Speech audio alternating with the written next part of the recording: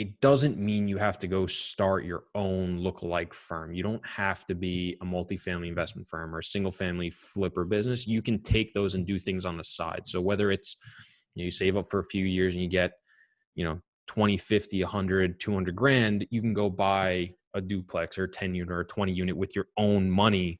You don't have to then go work with investors, because you may very quickly realize working with this company that you hate dealing with investors, whether they're institutional or one-off investors, just may not be for you. You'll do it as a W-2 capacity or 1099, whatever it is, but you may not want that for your personal life. You may not want the call on a Saturday when you're at your kid's barbecue having to deal with a pissed off investor because your financials are off by 5% or 10%, whatever it is.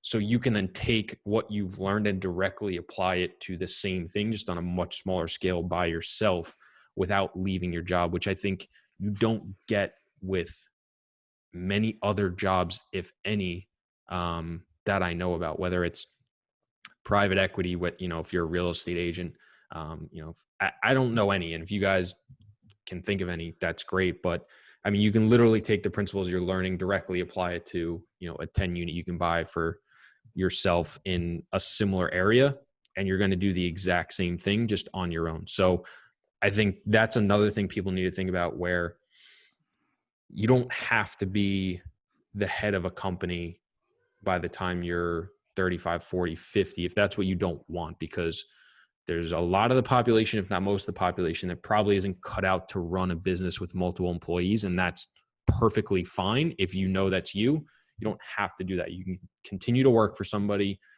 You still have that income coming in, and you can, build your life around it and invest around it accordingly. So I think that's also super important to differentiate.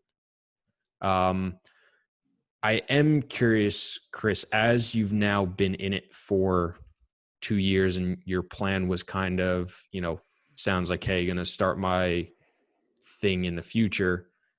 Has any of your future plans changed? Are you looking at things differently?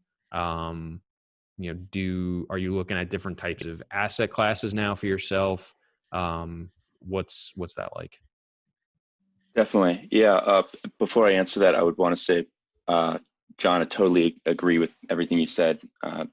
Love the input. And I would say that, you didn't have no experience. None of us on the podcast here are telling you is like to go in with zero experience. Like, it sounds like John, with a real estate broker, is very relevant experience. Like, I don't want to be misconstrued and say, like, you have to go work for an investor to like be an investor. I think real estate brokerage, if you want to take a more entrepreneurial route, you can learn the business very well that way as well. And anecdotally, I actually have found that more real estate brokers will end up working for themselves than even people on the private equity side. Like, I remember when I was interviewing with a lot of like VPs and senior guys in institutional private equity real estate, I would ask them, oh, so what real estate do you own? And these guys have done really well for themselves, know the business insanely well. And they're like, oh, I just have my house. I would love to buy like a duplex soon or something like that. Point being is, and then when I would talk to a lot of the commercial broker guys, like, because they're closer to the deals that are typically smaller, but because they're more entrepreneurial, they have more time flexibility because of being a broker. In a lot of ways, you're working for yourself, unless you're on some giant team at Eastdil Secured or something.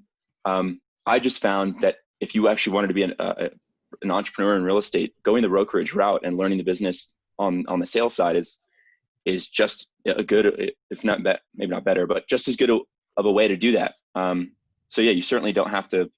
And I would say it's generally easier to break into brokerage than it is on the buy side right away. So that's another route for those that don't want to.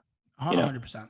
So you're going to get a good skill set that you can turn into a platform that you want it to be, right? You could still do your brokerage. If you want to buy a deal, you can use the same skill set. And I think it was a great skill set, and you're 100% right. Yeah, absolutely. So, Chris, to answer your question, kind of how am I thinking about it now? Yeah. Wow. This whole crazy COVID thing we're going through is definitely starting to, as I'm sure most younger guys, just really younger anyone, is kind of like shaping that are wanting to be investors, are like probably shaping their your ideology, and how it's kind of shaped mine is, I was really, I guess my favorite product types have been multifamily and retail, both for it's kind of cheesy, but the user experience, personally, I've got the most memorable places and like most attached I've been to real estate are like very chic, cool retail spaces. Retail's not doing too hot, and then the future growth projections there aren't the best. And then multifamily, like I really love, luxury condo building, which I don't think would be the best business necessarily to go into. So it's like maybe those were my passion. Like if I could do anything, any product type, kind of any types of projects, would be like luxury condo building, or like what Rick Caruso does, who built the LA, the Grove in LA. He's like, we're probably worth over $4 billion. Granted, he was handed a ton of money from his dad. But to answer your question, I realized I don't want to just do, like I said, garden style, like multifamily investments. Although I think it's a great, like probably one of the best businesses over the next 20, 30 years to bet on within real estate, that like, if you don't want to lose money, you want to do well for your, get safe 10, 15, even 20% returns. So buying existing real estate and with multifamily and growing markets is like it's going to be hard to go wrong. And that's great. And I want that certainly to be a part of my portfolio that can really weather any storm. I'm sure you guys are probably doing pretty well through all this craziness. We're doing well, but a lot of our tenants, while they're in San Francisco, it's workforce housing as well, but I think our delinquency rates are higher than what we're seeing on the national averages. Because a lot of our tenants are in the like hospitality space, retail space, greater than probably your guys' properties. It's just like general guess. But point being, I also always love real estate development. Like I love the idea of, I really think of it as like almost venture capital, where and kind of a more pure form of entrepreneurship within real estate, where you're taking, you as an entrepreneur that has an idea that wants to create something from nothing. We're all of us, I think, aren't doing that if we're not building ground up. We're buying someone else's creation, which is great. It's a lot of, risk is very consumer with reward in this business. And there's no right or wrong way to go about it. But I would love to build as well. Eventually, certainly not probably starting out because of all the added risk and complexity to it. I don't work for a developer. We don't do any ground up development, but that's something that really, really interests me. And kind of like the right ratio, maybe being like 9 after talking to a lot of successful developers, buy 9 properties that are existing, build 1, buy 9, build 1, something like that. And then in terms of like what product types, anything related to housing, I think is probably going to do pretty well, especially on supply constrained markets like the West Coast, East Coast, and other markets like that. But I'm thinking kind of with all the volatility we've seen recently, like I can't imagine working your whole life and being in your 40s, 50s, 60s with a family and like taking so much, risk, whether it's like in your career related to a lot of things that just the idea that all you've worked for can come like crumbling down. If you're a big developer and they say that if developers that build bigger projects every year will eventually go bankrupt because they're not all bound to work out. And you can read some insane stories about that of legendary families in New York and elsewhere that have gone bankrupt from one giant deal that were billionaires.